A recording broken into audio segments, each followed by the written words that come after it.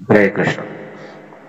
तो श्री चैतन्य महाप्रभु ने ईश्वरपुरी से हरिनाम दीक्षा प्राप्त की और जैसे ही गुरु से श्री नाम मंत्र प्राप्त किया और उसे जपने लगे तो उसका अद्भुत प्रभाव उन्हें दिखने लगा। नाम मंत्र जो है वो सदगुरु से प्राप्त किया जाता है। वैसे तो ये प्रसिद्ध है, प्रकाशित है, हम कहीं से भी पढ़ के उसे गा सकते हैं, उसका जप कर सकते हैं, परंतु जब ये गुरु के श्रीमुख से निकलकर हमारे हृदय में प्रवेश करता है तो हमारे हृदय को पूरी तरह शुद्ध करने का कार्य वो करने लगता है। गुरु से जब हम नाम मंत्र प्राप्त करते हैं तो गुरु उपदेश देते हैं और हमारे जीवन के उद्देश्य को निश्चित करते हैं।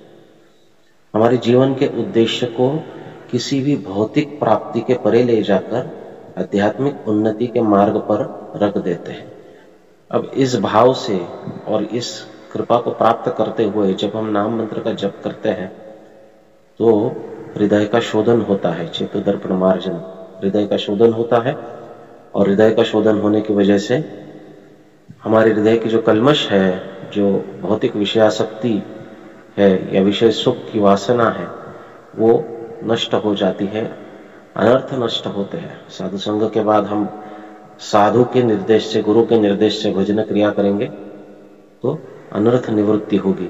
और ये अनर्थ निवृत्ति जो है ये केवल हमारे हृदय को शुद्ध ही नहीं करते हैं, परंतु इस हृदय में कृष्ण प्रेम की स्थापना करते हैं। ये कृष्ण प्रेम की स्थापना जो है, ये कृष्ण प्रेम जो है, ईश्वरपुरी कहते हैं कि पंचम पुरुषार्थ है। 4 पुरुषार्थ है, धर्म अर्थ काम मोक्ष, जो कि इस भौतिक जीवन का उद्देश्य है।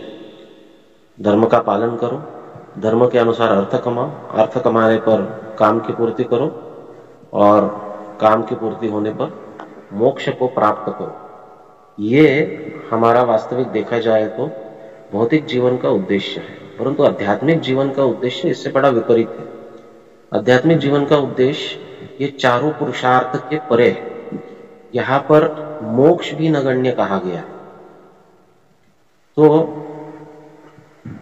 ईश्वरपुरी कहते हैं कि कृष्ण विषय का प्रेम पंचम पुरुषार्थ या परम पुरुषार्थ, जार आगे तृण तुल्य, चारी पुरुषार्थ। तो भगवत प्रेम जो है ये परम पुरुषार्थ है। वास्तविक आध्यात्मिक जीवन का उद्देश्य और उसका पालन भगवत प्रेम प्राप्त करने के लिए होना चाहिए। हमारे नाम जप का उद्देश्य भगवत प्रेम प्राप्त करने के लिए होना चाहिए। और जिसके हृदय में प्रेम की उत्पत्ति होती है या फिर प्रेम का आभास भी होता है, थोड़ी बहुत छवि भी उमड़ जाती है या फिर थोड़ा बहुत लेश भी उमड़ जाता है प्रेम का अनर्थों की निवृत्ति के बाद, तो उसके भजन की एक अलग स्थिति होती है। वो बड़े आसक्ति से या रुचिपूर्ण भजन करने लगता है। और जब प्रेम होता है तो फिर जीवन में कोई कष्ट नहीं होते। हम बार बार सुनते हैं ना कि भगवत भक्ति प्राप्त होती है तो जीवन में कष्ट नहीं होते। इसका अर्थ क्या है कि कोई कष्ट हमें महसूस ही नहीं होंगे। कष्ट तो भौतिक दृष्टि से आप देखोगे तो संघर्ष और कष्ट तो सदैव है।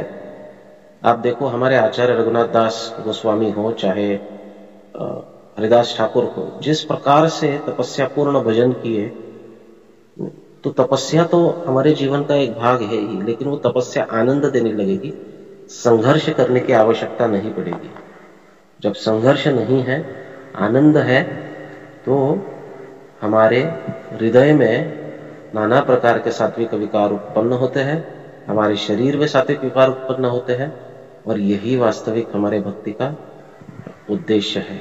तो हरिनाम जप जो है प्रथम तो गुरु के निर्देश अनुसार होना चाहिए और उसका उद्देश्य होना चाहिए कि हम भक्तिमय भाव प्राप्त करें, प्रेम भक्ति प्राप्त करें।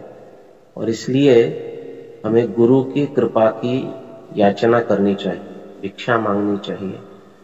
जब गुरु की कृपा होगी, गुरु की कृपा के अंतर्गत नाम जप होगा, गुरु के आदेश अनुसार सेवा होगी, तो हृदय में कृष्ण प्रेम स्थापित होगा।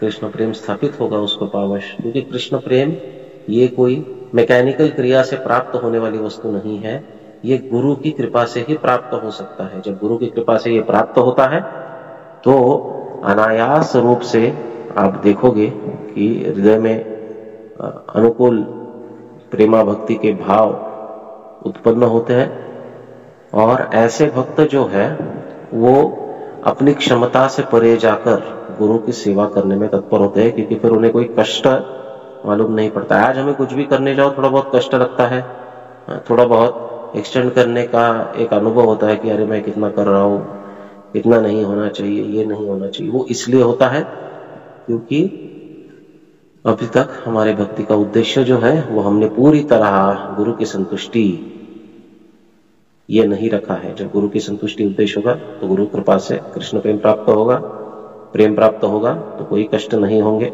सब कुछ जो होगा वो आनंद के साथ होगा। हरे कृष्ण।